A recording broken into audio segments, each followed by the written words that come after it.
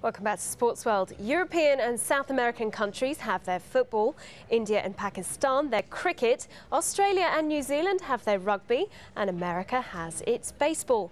But in Canada, ice hockey reigns above all others. Brendan Connor recently travelled to the city of Edmonton to have a look at why Canadians are so crazy about their sport.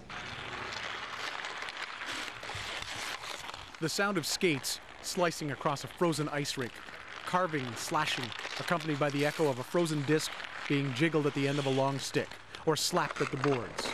It's a sound that resonates throughout Canadian cities every winter. The sport is hockey. Here it's never referred to as ice hockey. It's just hockey, and it's Canada's favorite game. The city of Edmonton was once key to the fur trading industry in this part of northern Canada back in the 18th century. And the people who have settled here are a hardy lot. The winters are long and cold and it gets dark early. But they actually look forward to the advent of winter because it means a return to their annual love affair with the sport of ice hockey and the NHL's Edmonton Oilers. And there are few places where the game is more popular than here. This team, this city, has been one of the most successful in the professional game in the last 20 years. 5 times over that period, the Edmonton Oilers have won the coveted Stanley Cup, emblematic of the championship of the North American-wide National Hockey League. Rod Phillips is the play-by-play voice of the Edmonton Oilers, calling their games since they joined the NHL in 1979. He has seen it all, and he's described hundreds of goals by legendary players like Wayne Gretzky and the other Oilers stars whose jerseys have now been retired and who are so fondly remembered. Asked to describe Edmonton's love affair with hockey and what it is about this sport that is so attractive, he offers this perspective. Well, I think it starts with being in a city that is in a winter wonderland for, 5-6 months of the year. And I think it has a lot to do with the fact that probably everybody that comes to a game in this city has played the game at some level or other. You're playing the game on ice, on thin steel blades. Guys are traveling anywhere nowadays up to 35 miles per hour. They skate fast. There's lots of very devastating collisions. They shoot the puck. Everybody in the league shoots the puck 100 miles per hour today. I think that has a lot to do with the passion that Canadians and certainly Edmontonians have for the game of hockey. From his perch high above the ice surface, Phillips sees the plays develop, the precision and the crisp passing that lead to goals. And he will go as far as to call it artistry. The great players play it at it's like the game slows down for them because they see everything, and I think that's the mark of a great player. But when you see some of the great creative plays that are made in hockey at absolute breakneck speed, when you're going skating as fast as you can, and you have the ability to move the puck to another player who's also skating very fast, and he's able to get it on target into a very small net, it's really just fabulous. Out in the arena's concourse before the game, Oiler fans treat this night out like a celebration of their team. They stream through the souvenir shops, snapping up the expensive team paraphernalia. They file up to the bar and concession stands to load up on drinks and food, and they'll happily tell you what it is they like about the game. Everyone in Canada plays hockey. You betcha. Hockey since you were born. I like everything about hockey. It's fast, it's exciting, there's hitting.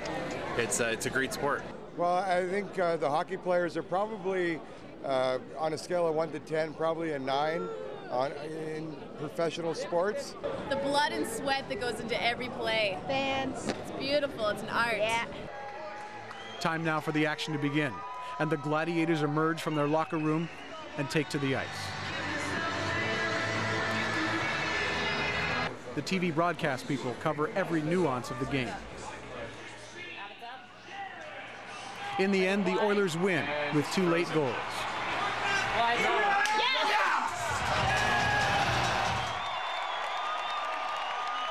And they leave the ice to cheers and congratulations from the fans. And the people of Edmonton go home happy once again. And the next day, it's back to dealing with the winter.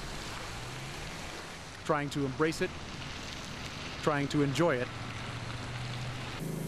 and counting the days until the next home game for the Oilers. Brendan Connor, Al Jazeera, Edmonton, Canada.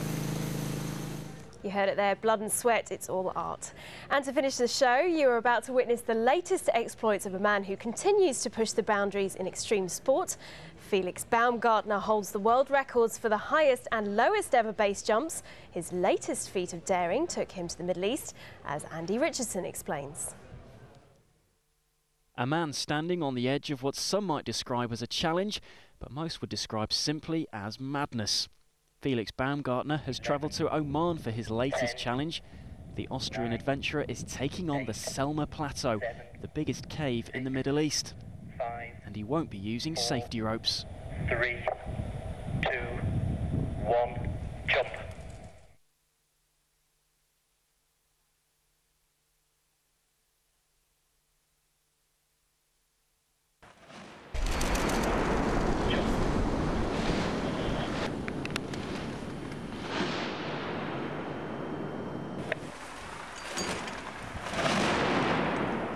Just over 100 metres later, Baumgartner is safely heading towards the ground. He makes it look easy, but the jump is the result of months of preparation work.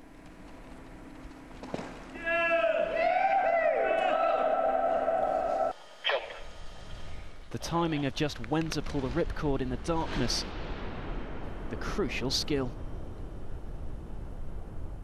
You're standing at the exit point, you don't like what you do, but you have to do it. There's this little voice talking to you in your head. And you know, it's totally silent up there. You can see everybody is totally concentrated and fired up. Everybody knows how dangerous it is. So it's a lot of rush, you know. Jump.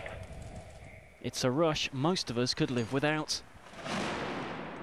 But already Baumgartner is off looking for his next challenge. Andy Richardson, Al Jazeera. Incredible stuff. Well, as ever, don't forget to visit our website, aljazeera.net/English, where you'll find you can keep up to date with all the latest sports news and let us know what you think of the show. But that's it for this edition of Sports World. We'll be back with more next week. I'm Joanna Gajarowska. You're watching Al Jazeera.